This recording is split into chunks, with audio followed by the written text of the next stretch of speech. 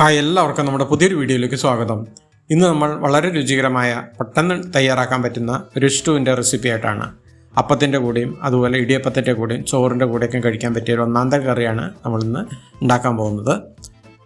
അതിനുവേണ്ടി നമ്മൾ ഇന്നിവിടെ ഒരു പൊട്ടറ്റോ, ഒരു ക്യാരറ്റ്, കുറച്ച് ഫ്രോസൺ ബീൻസ്, കുറച്ച് ഗ്രീൻ പീസ് എടുത്തിട്ടുണ്ട്. ഇതെല്ലാം കഴുകി വൃത്തിയാക്കി സ്ക്വയർ കഷ്ണങ്ങളാക്കിയത് നമുക്ക് ഇതിലേക്ക് ഒരു കുക്കറിലേക്ക് ഇട്ട് കൊടുക്കാം. ഇതിലേക്ക് 2 പച്ചമുളക് കീറിയത് ചേർക്കാം.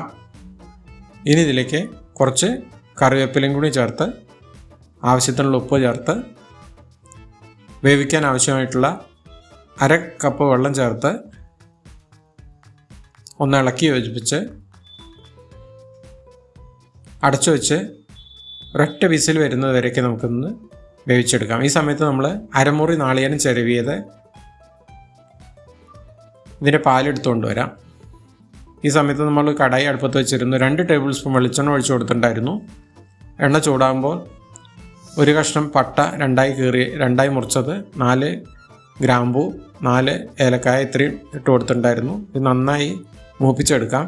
ഇനി ഇതിലേക്ക് ഒരു കഷ്ണം ഇഞ്ചി ചെറുതായി കട്ട് ചെയ്ത് ചേർക്കാം. അതും കൂടി ചേർത്ത് നന്നായി മൂപ്പിച്ചെടുക്കാം. ഇനി ഇതിലേക്ക് 2 ബേ ലീഫ് ചേർക്കാം.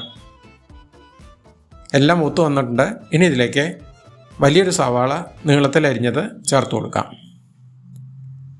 സവാള നന്നായി വഴറ്റിയെടുക്കാം. പെട്ടെന്ന് വഴറ്റി കിട്ടാൻ വേണ്ടി ഒരു നുള്ളു ഉപ്പും കൂടി ചേർക്കാം. സവാള ഗോൾഡൻ ബ്രൗൺ കളർ ആവേണ്ട ആവശ്യമൊന്നുമില്ല. ഒന്ന് നന്നായി വഴറ്റിയെടുത്താൽ മതി. ഇനി ഇതിലേക്ക് ഒരു 1/2 ടീസ്പൂൺ കുരുമുളക് കൂടി ചേർക്കാം. സവാള എല്ലാം നന്നായി വഴണ്ടി വന്നിട്ടുണ്ട്. ഇനി നമുക്കിതിലേക്ക് നമ്മൾ വേവിച്ച് വെച്ച പച്ചക്കറി ചേർക്കാം. വെള്ളത്തോടു കൂടെ തന്നെ നമുക്കിതിലേക്ക് ചേർത്ത് കൊടുക്കാം.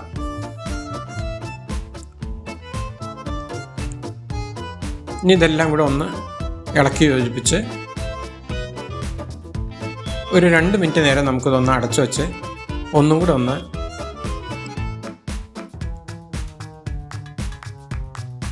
ഒന്ന് വേവിച്ച് സെറ്റാക്കി എടുക്കാൻ വേണ്ടിയിട്ട് 2 മിനിറ്റ് നേരം കൂടി നമുക്കിതൊന്ന് അടച്ചു വെച്ച് വെയിറ്റ് ചെയ്യാം.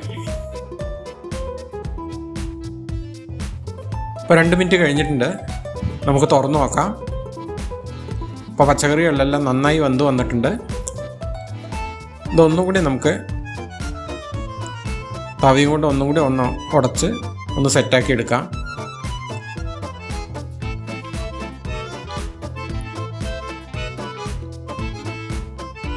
അപ്പോൾ പച്ചക്കറികളെല്ലാം നമ്മൾ നന്നായി വെന്ത് വന്നിട്ടുണ്ട്. ഇനി ഇതിലേക്ക് ഉപ്പ് ആവശ്യമാണെങ്കിൽ നമുക്ക് ഈ സമയത്ത് ചേർക്കാവുന്നതാണ്.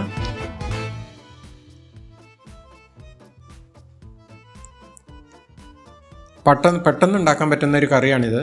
ഇനി ഇതിലേക്ക് നമ്മൾ നേരത്തെ എടുത്തു വച്ചിരുന്ന നാളികേരത്തിൻ്റെ പാല്, നമ്മൾ 1 പാല് മാത്രമാണ് ഇതിൽ ചേർക്കുന്നത്. ഒരു കപ്പിൽ കൂടുതലുണ്ട്. അതിലേക്ക് കുറേശ്ശെ ഒഴിച്ചു കൊടുക്കാം.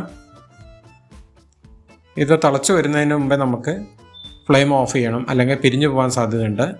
ഒരു തള വരുന്നതോടുകൂടെ നമുക്ക് ഫ്ലെയിം ഓഫ് ചെയ്ത് കൊടുക്കാം.